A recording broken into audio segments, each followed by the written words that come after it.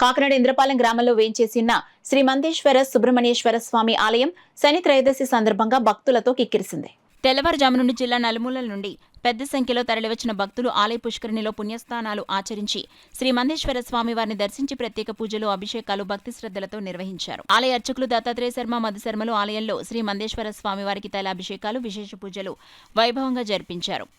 ఆలయానికి విచ్చేసే భక్తులు స్వయంగా స్వామివారిని పూజించేందుకు గళ్లాతో గొట్టాన్ని ఏర్పాటు చేయడంతో భక్తులు వారి స్వహస్తాలతో తైలాభిషేకాలు చేశారు. ఆలయంలో గల మండపాలలో అర్చకులు భక్తులతో సామూహిక అభిషేకాలు, ప్రత్యేక పూజలు చేయించారు. ఈ సందర్భంగా ఆలయ అర్చకులు మధుశర్మ, ఎగ్జిక్యూటివ్ ఆఫీసర్ జోగా సత్యనారాయణ మాట్లాడుతూ భారీ వర్షాన్ని సైతం లెక్క చేయకుండా పెద్ద సంఖ్యలో భక్తులు తరలివచ్చి స్వామివారిని దర్శించి పూజలు చేశారు. ఆలయానికి విచ్చేసే భక్తులకు ఎలాంటి అసౌకర్యం కలగకుండా అన్ని ఏర్పాట్లు చేశామన్నారు. ఈరోజు శనిత్రయోదశి సందర్భంగా వేకువజాము నుండి కూడా భక్తులందరూ కూడా వచ్చి స్వామివారికి విశేషంగా ఏలినాటి శని, అర్ధాష్టమ శని, సప్తమ శని, సమస్త శనిదోష పరిహారార్థం కూడా తైలాభిషేకాలు నిర్వహించుకుంటూ ఉన్నారు. అలాగే భక్తులందరికీ కూడా ఎటువంటి ఇబ్బంది లేకుండా ఇక్కడ ఆలయ ఈవో గారు వర్షం పడుతున్నప్పటికీ కూడా వాటర్ ప్రూఫ్ టెంట్లని మరియు వచ్చినటువంటి భక్తులు ఎటువంటి ఇబ్బంది లేకుండా అన్ని సహాయ సహకారాలతోటి ఈరోజు ఈ శని త్రయోదశి మహాపర్వదినాన్ని పురస్కరించుకుని అన్ని ఏర్పాట్లు చేస్తున్నారు.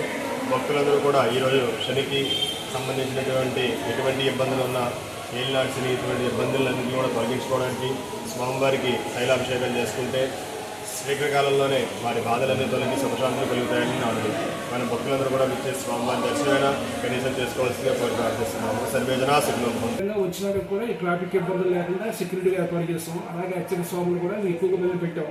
ఎందుకంటే ఎక్కువసేపు వెయిట్ చేయకుండా ప్రతి 10 మందికి ఒక అర్చక స్వామి ఉండేలా తెలుసుకొని పూజలు త్వరగా అయ్యేలా చేస్తున్నాం.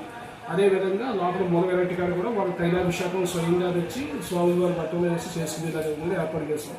అదేవిధంగా పొద్దున్న నుంచి కూడా ఉదయం భక్తులు వస్తూ ఉన్నారు.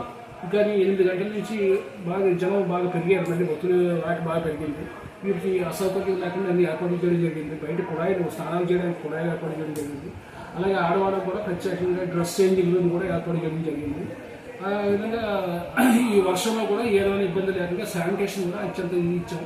శానిటేషన్ కూడా పెట్టి శుభ్రంగా ఎప్పటికప్పుడు ఆలయం క్లీన్గా చేస్తున్నాం. ఎక్కడ శానిటేషన్ ప్రాబ్లం కానీ ట్రాఫిక్ ఇబ్బందులు కానీ ఏమీ లేకుండా మేము ఏర్పాట్లు చేసుకోవడం జరిగింది.